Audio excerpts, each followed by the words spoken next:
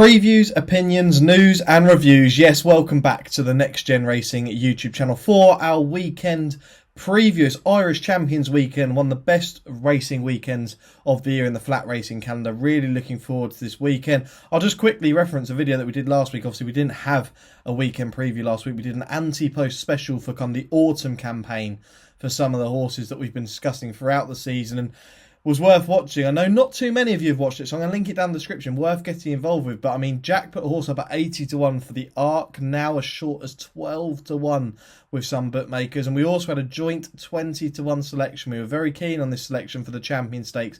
That's been put in as short as 7 to 1 now after an impressive win at Longshot. Won't tell you who the horses are. You've got to go click the link in the description and give that video a watch. But Jack, a fantastic weekend of racing coming up. Like I say, one of the better racing weekends of the year. Really looking forward to this.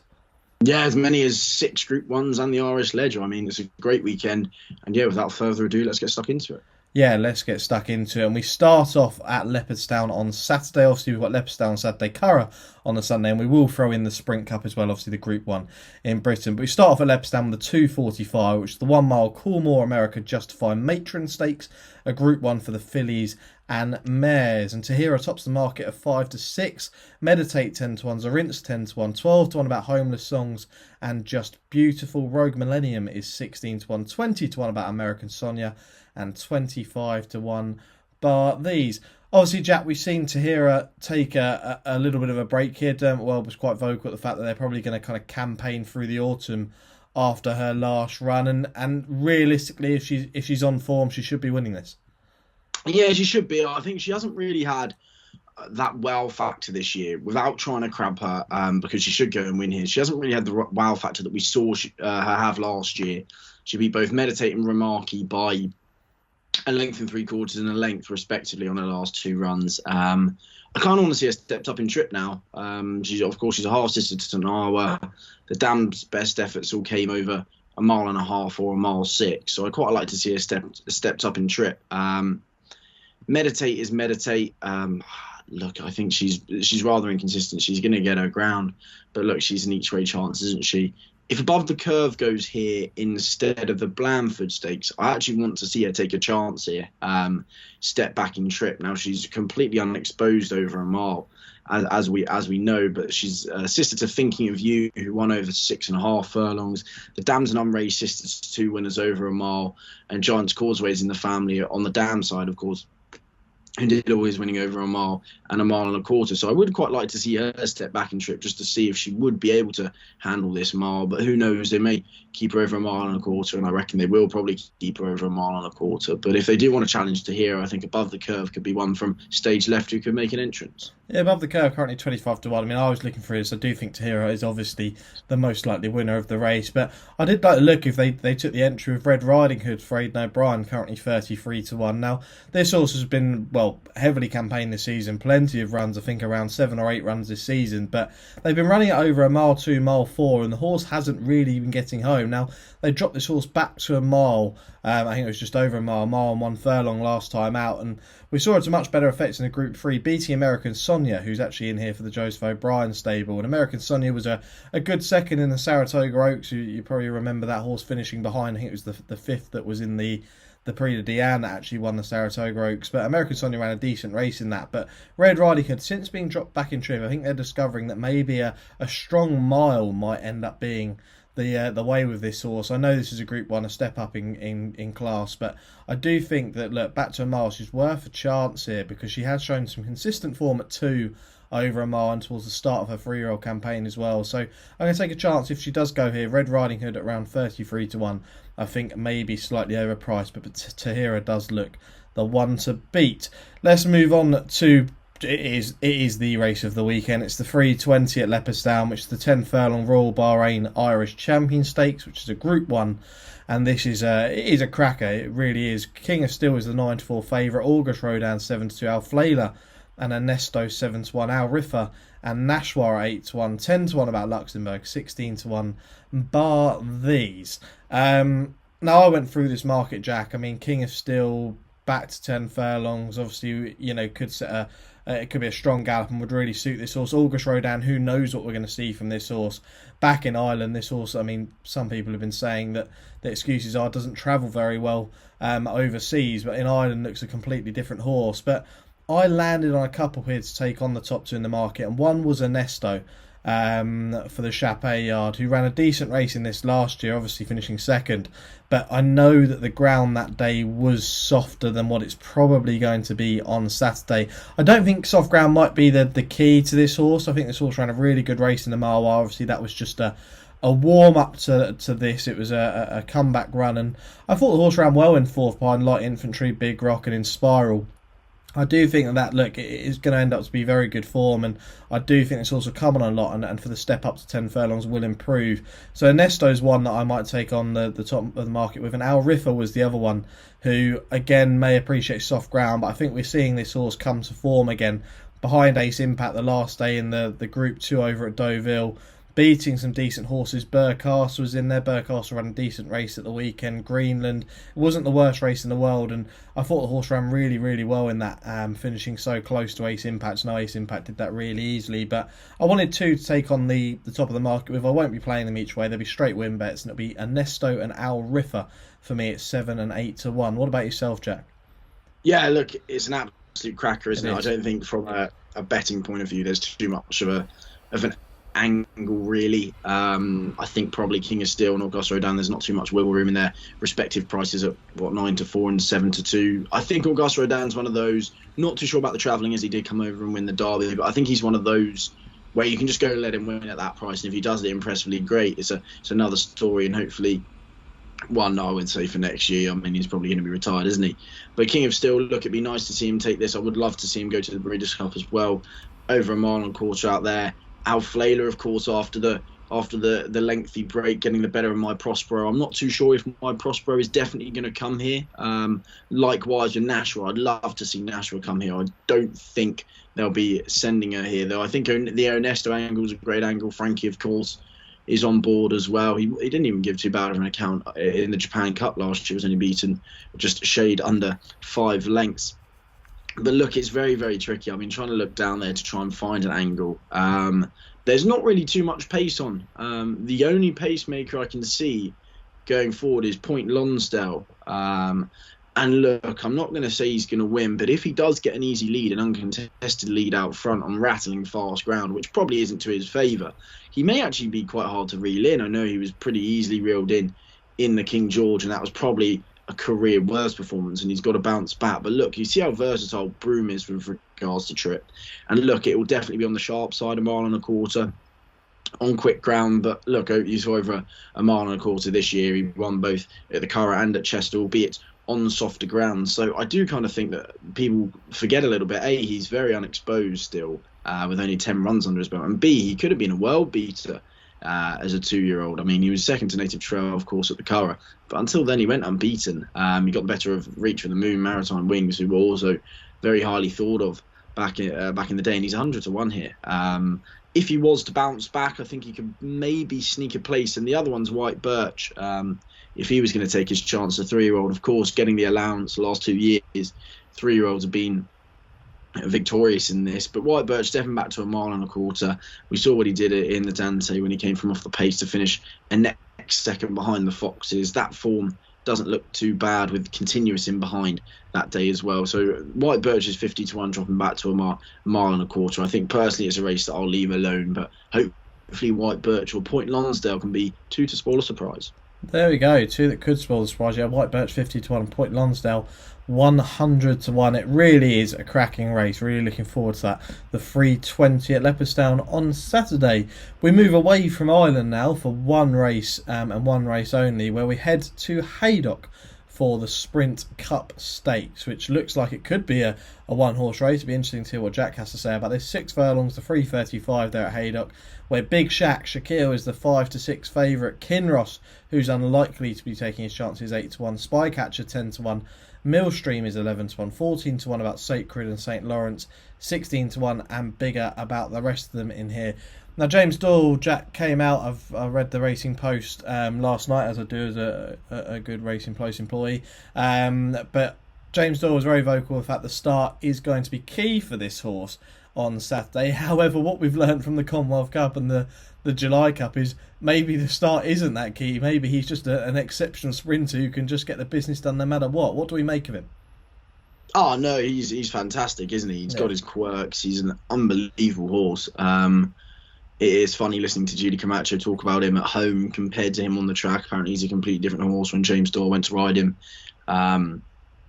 I think went up there during the York Festival just to have a sit on him. I think that was fantastic. But look, I mean, for a horse to be that good with three different jockeys on his last three outings, Ross Ryan, Ossie Murphy, and James Doyle. Look, he's an exceptional performer. Has his quirks. Hopefully, he'll go and win here. Kinross, I don't think will run, and Spycatcher, I don't think will run either. Millstream, look, it's going to be a big jump to come from the July Festival, finishing second in a handicap. A month and a half ago now to winning a Group 1. St Lawrence, the Woking winners in there as well. It's an intriguing race, isn't it, all around. Run to Freedom has got to have an each way chance after finishing second in the July Cup. Shaquille has come on leaps and bounds this year, but probably the one for me, I reckon I'll still stick with Mitt Barhi.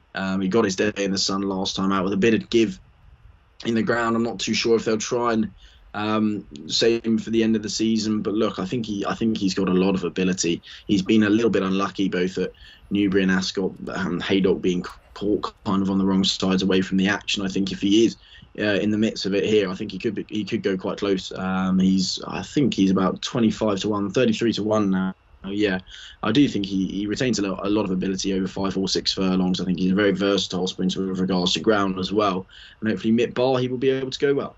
Yeah, Mitt Barhi, that horse has been a few people have tipped this horse up for the Champion Sprint at Ascot at the end of the season. 33 to 1's a big prize, Roger Varian's horse.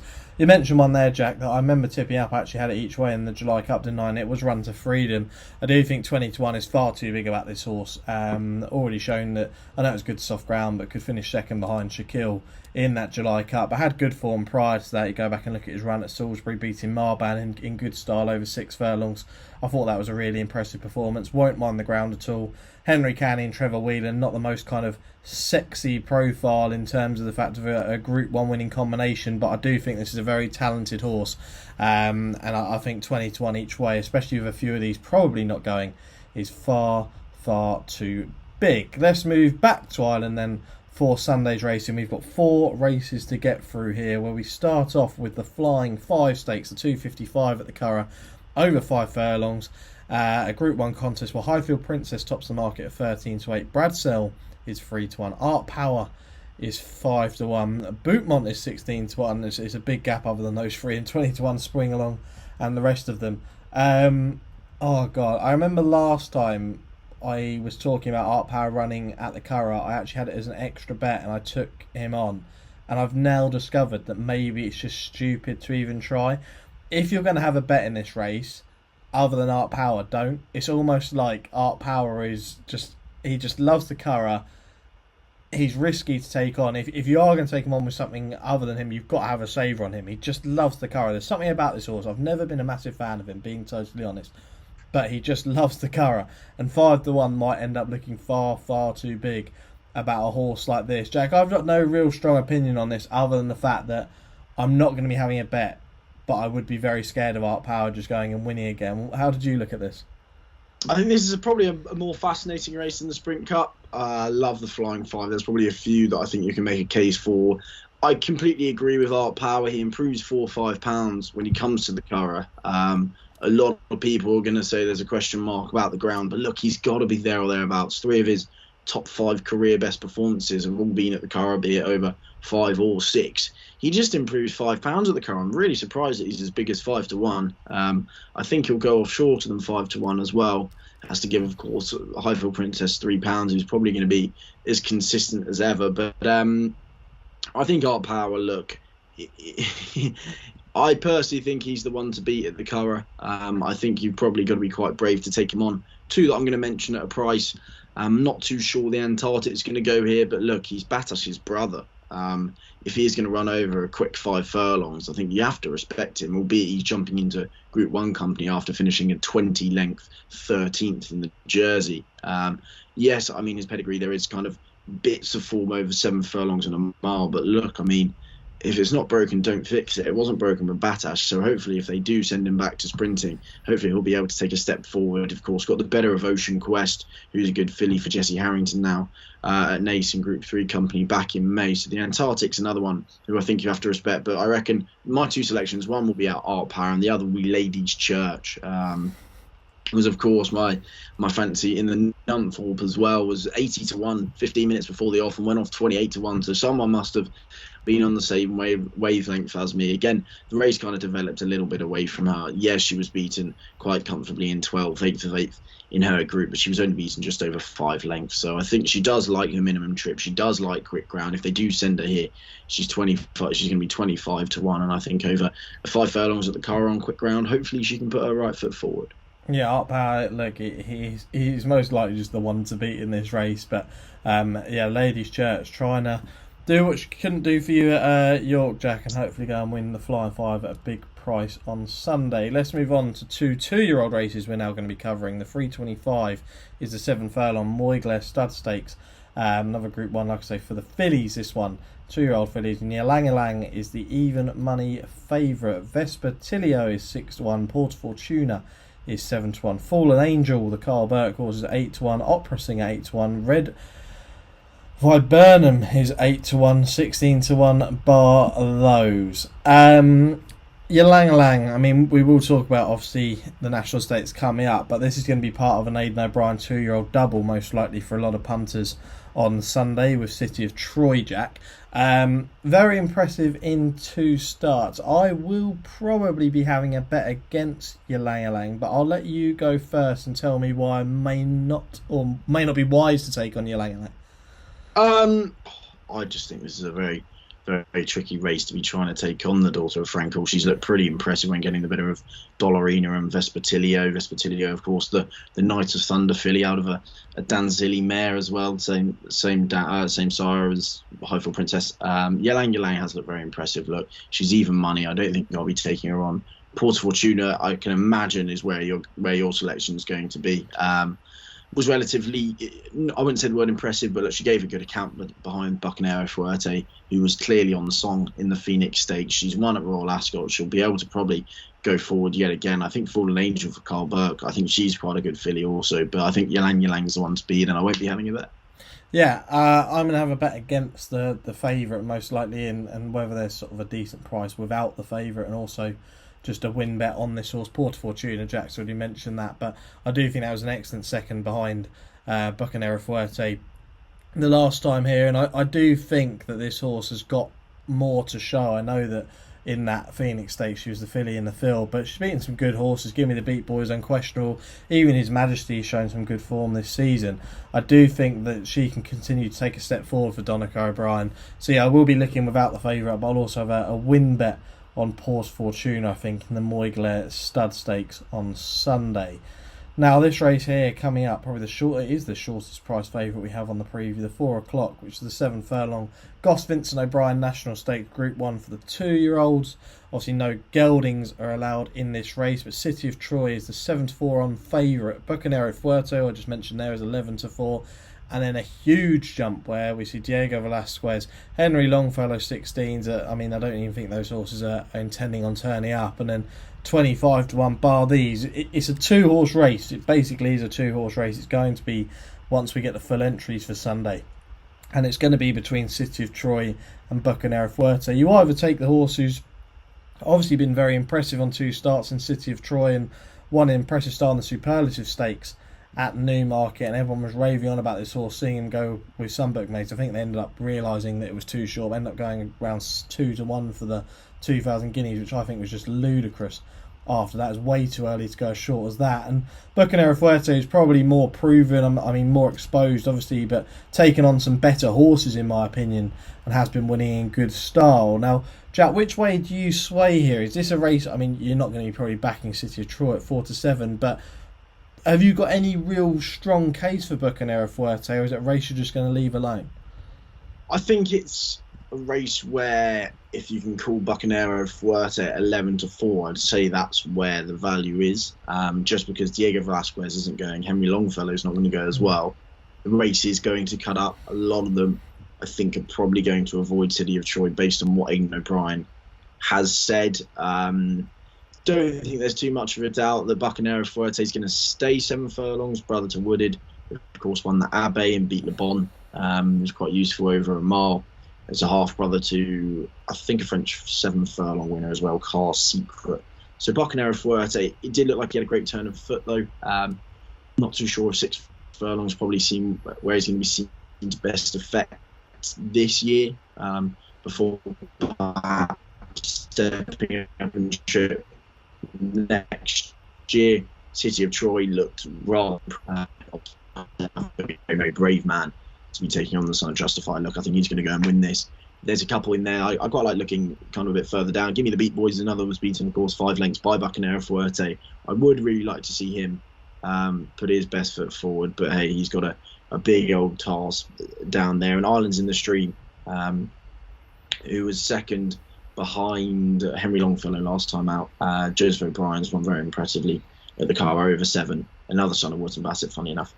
So it'll be interesting to see how he goes. But look, it's City of Troy's world. We're probably just living in it, but I won't be having a bet again. Yeah, I mean, there are 3 at the moment in the entries. City of Troy, Diego Velasquez and Henry Longfellow. They're all 3 very exciting, unbeaten colts for Aidan O'Brien. Very excited to see all 3 of these. And look, in racing, we hope to see these unbeaten superstars and see them really show themselves. So hopefully they can all end up to be really strong and go on to huge 3-year-old campaigns. I'd like to see a better display of 3-year-olds next season. Hopefully have a really strong season of 3-year-olds than what we've had this season. Not saying it's been bad, but I'm saying that, you know, we could do with a few better horses, and I think that, you know, all 3 of these couldn't end up being that. So yeah, an interesting race. Really looking forward to that. City of Troy versus Bucanero Fuerte. Let us know down in the comments which way you're going to be siding. I'm sure 95% of the comments will be siding with City of Troy. Now the final race we look at is the 4:35, which is the 1 mile and 3/4 International Irish St Leger Group 1 contest where Kyprios returns. Now this is going to be fascinating. 5-2 favourite. Emily Dickinson and Hamish 7-2. Eldar Eldaroff is 4-1. 20-1 About Dawn Rising, and Yashin Broom is 25-1, and Valiant King is the outside of the lot at the moment, also at 25-1.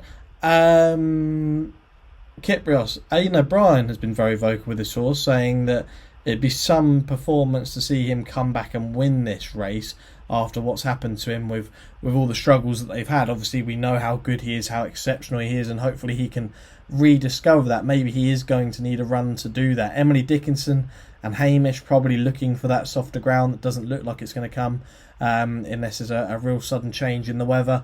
And Eldar Eldaroff, I mean, this is the way that I'm going to side in the race, Jack. Eldar Eldaroff, we've seen this horse over sort of multiple distances in his career. Obviously, that was second at York at the start of the season over this distance, then was 7th over the 2.5 mile trip in the Ascot Gold Cup, and then was 4th in the Goodwood Cup over 2 miles. Now, I just think that second at the start of the season was really strong. Obviously, a comeback run at York over 1 mile and 6, and look at this horse's form over 1 mile and 6 furlongs, unbeaten other than that third and second at the start of the season, and that includes a St Leger win as well.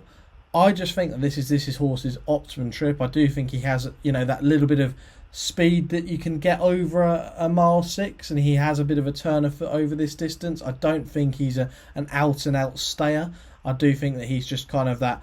He'd probably appreciate a strong trip over 1 mile 4, and sort of he can easily get 1 mile 6. I just think he is a very good horse, and I think we'll see the best of him again over 1 mile 6 here. I think 4-1 looks far too big for me in a race like this where Emily Dickinson and Hamish probably unlikely to turn up on the weather, and Kyprios a little bit vulnerable, as much as I'd love to go and see him win. How have you looked at it?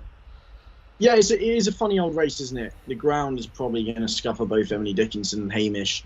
It's a little bit worrying if you're a big Kyprios fan to hear Aidan O'Brien talk about him the way he has been. This wasn't just a horse who was a bit better than the staying division. He was miles clear of everything. Won the Cadram by 20 lengths, of course, beat Hamish by 3/4 of a length. Stradivarius, Mojo Star, Sunshot, Search for a Song, you name it. He was a lot He was far superior to anything in the division. And if he's going to be the force of old, he should be winning this. Hopefully, with a minimum of fast Eldar Eldarov, of course, is going to be the angle that people are looking over a mile 6 on quick ground. I'm not too sure where Broom's intended to go this weekend. But if he is going to go here, 25 to 1 is the most ludicrous price I think I've ever seen with 8 entries in. I know, of course, it'll be tomorrow when he gets declared, so there'll be 3 places each way. I think maybe bookmakers may already be offering 2, but he's 25 to 1 in a few places. Now, he's still rated 118. The last time he was seen over a mile 6, he was beaten a length in the Yorkshire Cup by Gia Vallotto.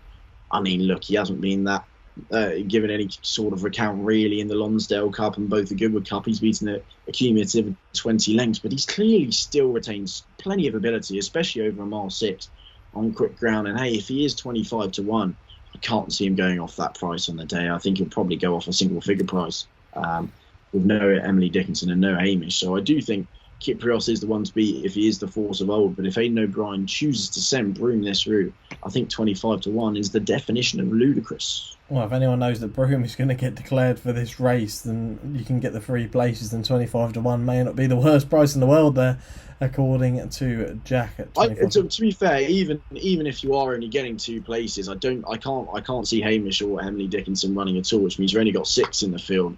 If one more drops out, you've only got 5, and if Kyprios is too good, he's too good. But I mean, if he was to sneak second at 25 to 1, you'd still be quite happy with that. Yeah, you'd be shocked if he's not better than Yashin and Dawn Rising at least, you know, like if they were to turn up. So no, I completely agree with you. Probably the each way angle in the race. Kyprios, look, if he does return, he is the one to beat. But Eldar for me, I think 4 to 1 is a very, very nice price. About the Roger Varian horse travelling over to the Curragh on Sunday. So that's all of our big race previews. Jack, have you got anything else elsewhere, or is that the racing? I do. My nap comes from elsewhere. Oh, we'll leave that then. We'll wait to hear that. So, yeah, let's get into the naps, shall we? I'll kick things off and start off with the race that we've just covered. But I think Eldaroff in the Irish St. Leger, for me, at 4 to 1 is a fair enough price. That will be my nap this weekend. Jack, for yourself, who's the nap?